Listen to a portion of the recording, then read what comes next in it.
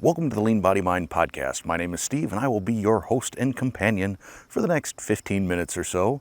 I am here on Big Carr Lake.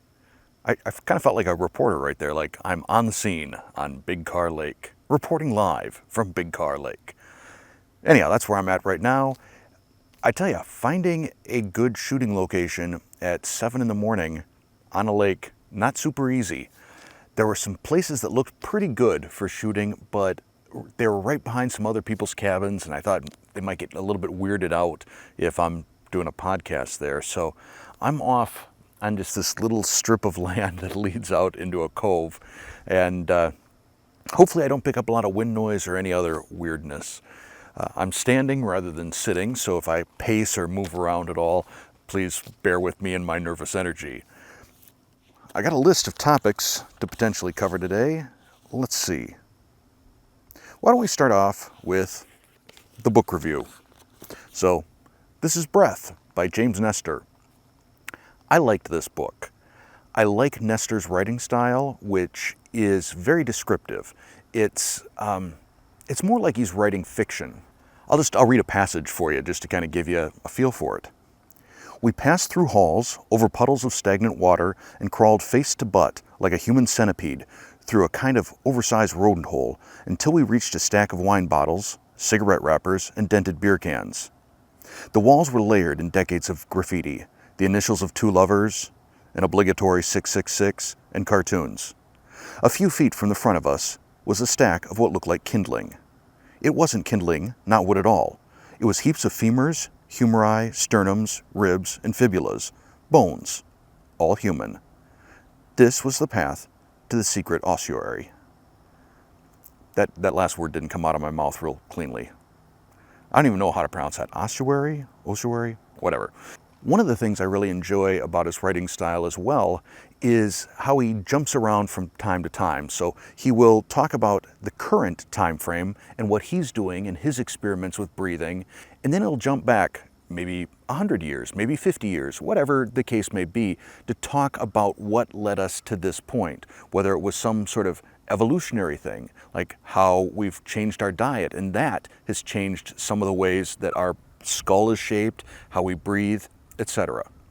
The chapters in the book themselves are also fairly brief. I think the longest chapter I saw in the entire book was 30 pages, most of them closer to 20, even the upper teens, which to me makes this very digestible. I kind of find myself, as I'm reading it, you finish a chapter and you think, I could do another. I like books like that.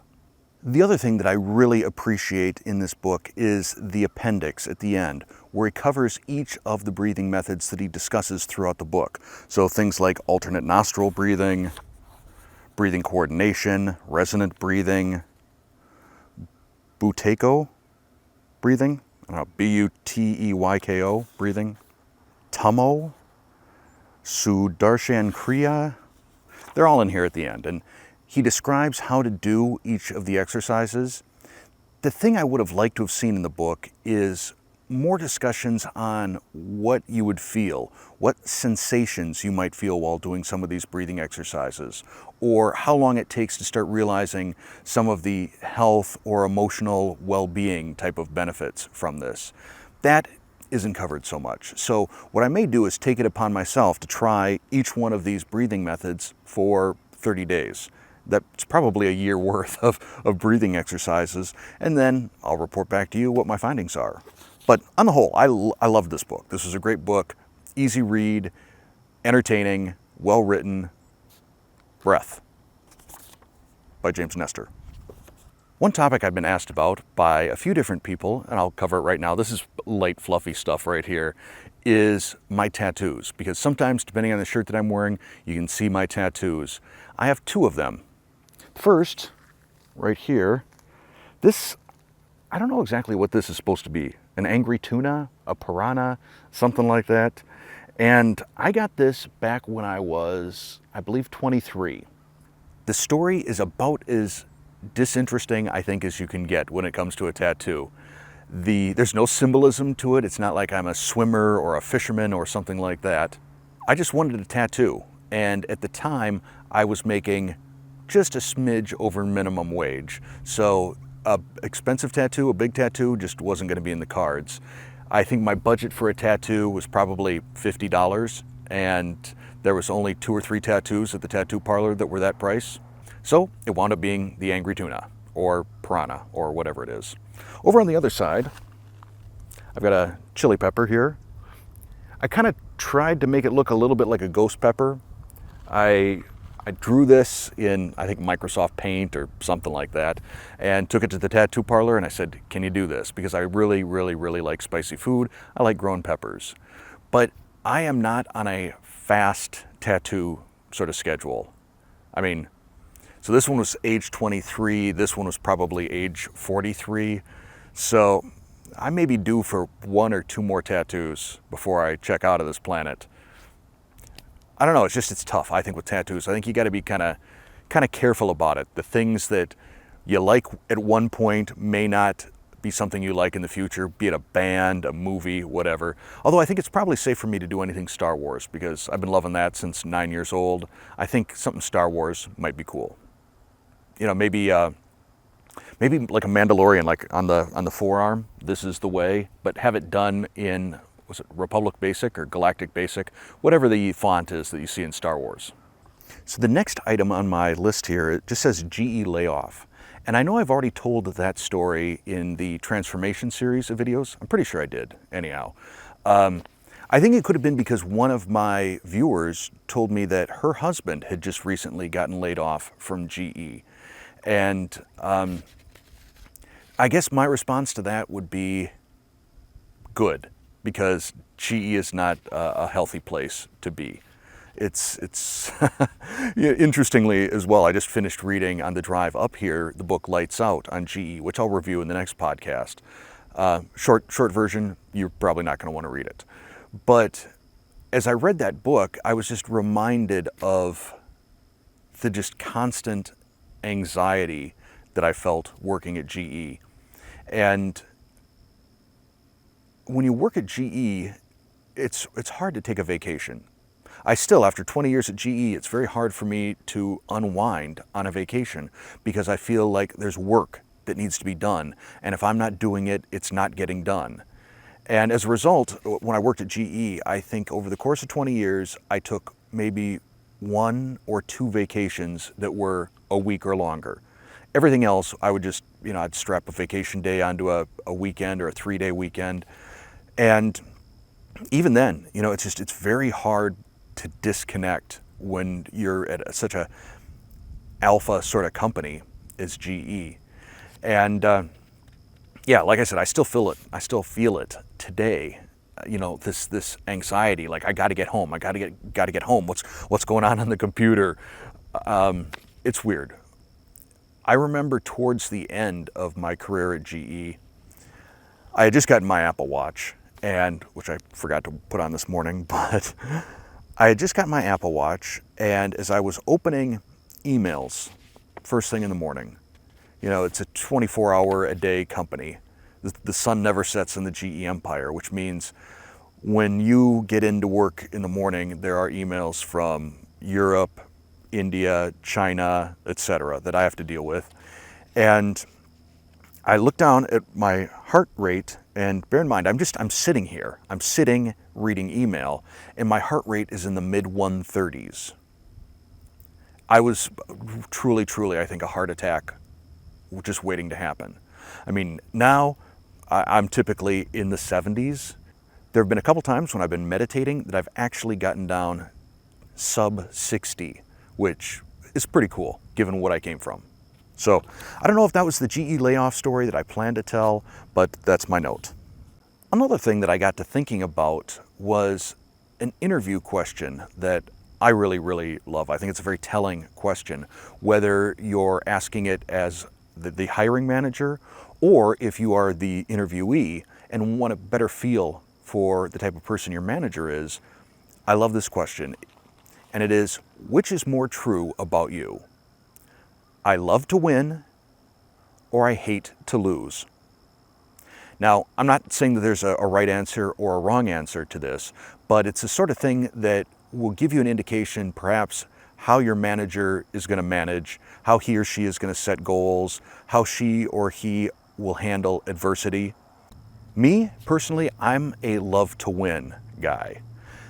The reason for that is there's a few, and I'll explain them right now. First off, losing can be a lesson. It's an opportunity. Just don't take it as a loss. Take it as an opportunity to sort of triage what went wrong and how can I keep this from happening again. There's experience to be gained in losing. The thing that I like about winning is most things in life are sort of a team sport. There's very few things I believe that I've accomplished without the help of others. So when you win together. You win with someone else, you have the opportunity to celebrate with someone else. So that's one of the reasons I like winning. And I see this not just in competition or meeting goals or things like that, but even, if I open up Robinhood and I'm looking at, how my investments are doing, not well, but if they're doing poorly for the day, I'll just swipe it shut. I'm done. I don't care to look at it. But if I'm doing well, if I'm in the green, and that graph is moving up, I can just sit there and watch it in real time. To me, that's fun. Winning, fun. So I would encourage you, ask yourself that question. Do I love to win or do I hate to lose? Which is more true of me? And if you've got any insights you'd like to share, or if you'd like to argue the opposite of what I said, if you'd like to argue that I hate to lose is more important, give me your explanation down in the comments. I'd love to read it.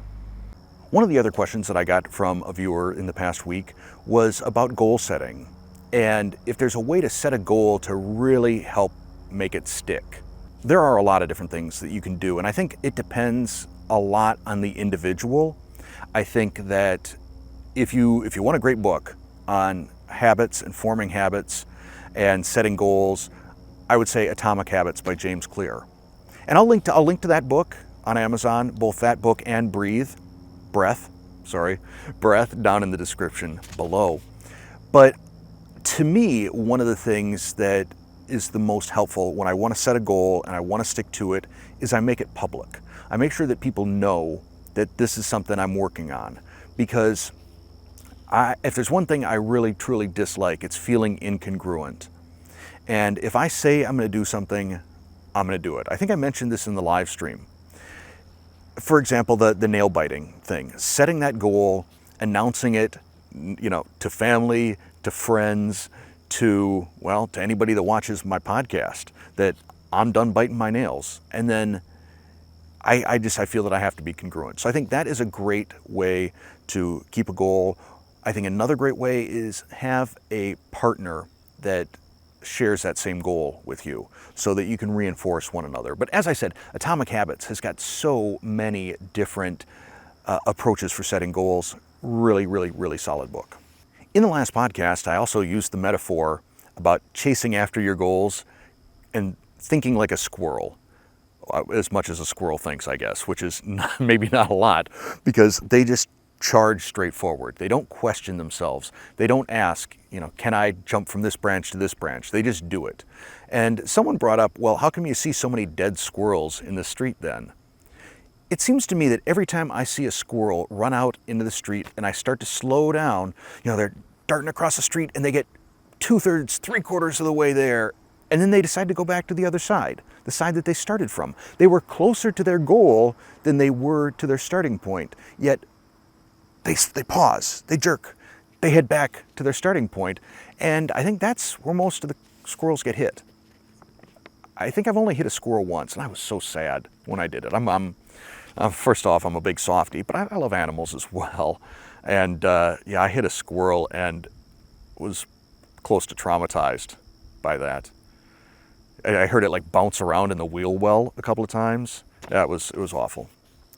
Sorry, didn't mean to give you that downer. But back to the happy part of the squirrel.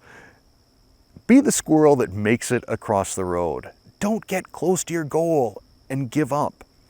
If I had done that, squirrel crossing the street second guess, Serious Keto would have ended a year ago. And this LeanBodyMind wouldn't be starting. And yeah, it can be tough. You go through some challenges sometimes in life and you wonder, Am I just beating my head against a tree to see how good it will feel when I stop? Am I putting bad money after bad money in an investment? How do you know? How do you know that you're closer to the goal than you were to where you started? I wish I knew the answer to that. And I'll pitch that out to you, because I think LeanBodyMind should, like Serious Keto, feel like a community. So if you have some thoughts on how to know, are you getting close to your goal? Are you 2/3 of the way there, 3/4 of the way there? Especially when you don't have obvious metrics that might tell, especially if you don't have obvious metrics that might be telling you how you're progressing. The final thing that I'm going to talk about before I head off to the chow hall and get some buttery coffee is sleep stories. I've been knocking around the idea of doing this. A lot of people, they'll say, oh, I love your voice is so soothing, or your voice puts me to sleep, hopefully in a good way. And I was thinking about recording sleep stories, just these tales. You start with some relaxation exercises and some breathing exercises, but then it's just a story. It could be the story of walking along a beach or paddling a canoe across a lake or something like that. It's a story that doesn't seem to have a whole lot of purpose.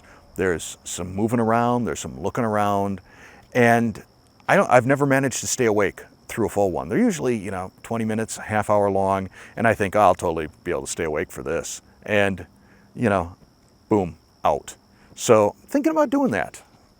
I'm wondering, if any of you use those sleep stories, what do you think? Do you like them? Do you think that would be something good as some bonus content here on LeanBodyMind?